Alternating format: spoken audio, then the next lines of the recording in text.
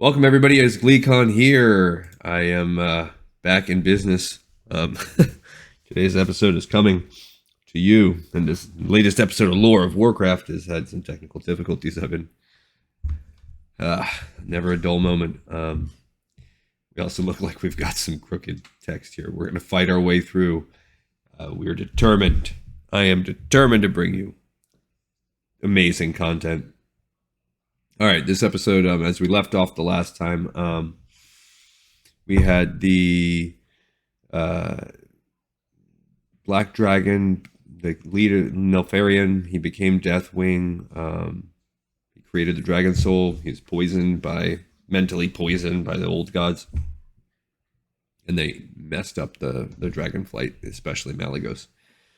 Continuing along on this negative situation, leading up probably to a massive catastrophic event on Azeroth. We have this one called Illidan's Betrayal.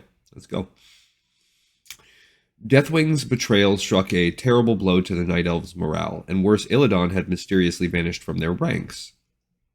Many Night Elves feared for his life, but none of them could have imagined that the talented sorcerer had actually abandoned the resistance. Illidan is... I forgot about that. I'm thinking of... whoever it was that was working with Sargeras and all of those. I forgot. Illidan was a night elf. He's the magic one. And you know, he's going to become Demon Hunter or something like that. Illidan's decision to strike out on his own stemmed from his relationship with Malfurion. The sorcerer had always lived in his brother's shadow. Although Illidan had also studied under Cenarius, he had lacked the patience to master druidism and instead had pursued arcane magic. Throughout the war, Illidan was driven by a fervent determination to rise above his brother and become a hero for his people. So that's interesting that arcane magic is considered inferior to druidic magic. Yet, time and again, Malfurion's deeds eclipsed Illidan's own. This was no more apparent and no more painful than in the sorcerer's desire to win the heart of Tyrande Whisperwind. When Illidan finally summoned the courage to profess his love for her, the priestess rejected him. Womp womp. Illidan took this as a sign that Tyrande intended to choose Malfurion as her mate. I don't know I don't know if that's true. I don't know that she has a mate. They're all still alive and kicking. They're all still super important, so they must be like immortal. In the wake of this bitter rejection, dark thoughts plagued Illidan. Unbeknownst to the sorcerer, the satyr Xavius was subtly twisting his mind and fanning the flames of his despair.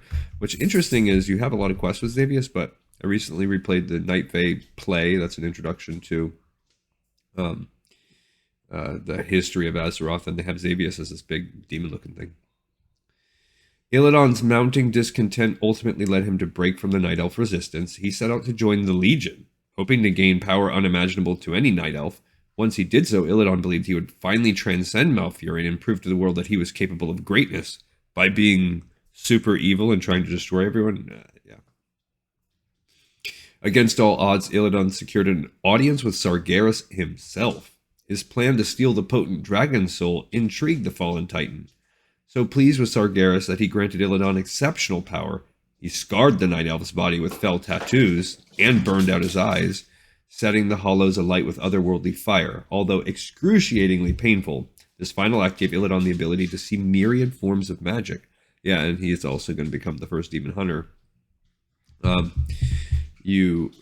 I guess, that's also Burning Crusades, like, oh, and we can get the Dragon Soul as part of our side too.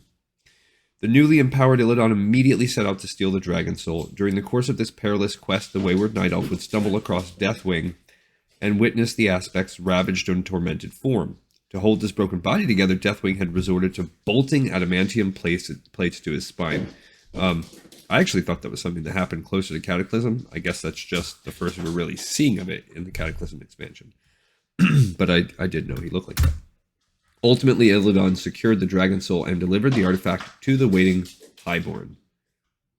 They immediately used the weapon for the next phase of their plan. The Dragon Soul would prove vital to creating a massive gateway within the Heart Well of Eternity, a gateway through which Sargeras himself could enter the world of Azeroth.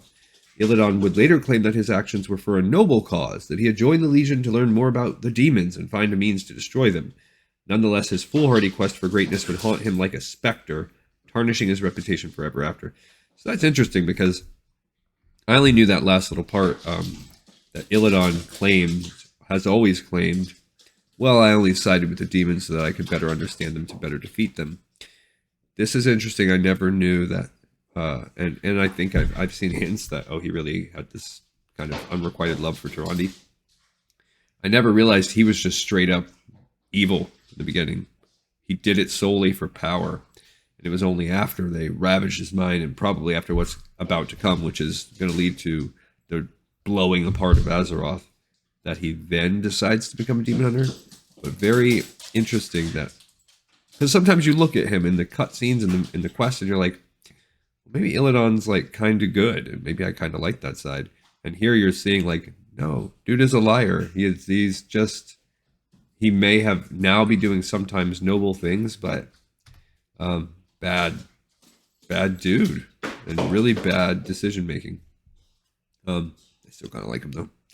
All right, this is a feat of Xavius sidebar. Malfurion finally vanquished Xavius during one of the later engagements of the war. With the aid of a brave young night elf named Chandris Feathermoon, Malfurion trapped the Satyr Lord and warped his body and spirit into a gnarled oak tree. Xavius' legacy, however, would persist on Azeroth. To this day, satyrs still roam the world, polluting nature with their foul magics. Neat little side quest. I wonder if that's part of one of the dungeons or quest lines. Or if there's one where... I wonder if that's that. There is a quest line where you deal a lot with Xavius. There's a couple. I wonder if that is him coming out of a tree. And you free him. I do remember there's a quest line where you free him. All right. Cool.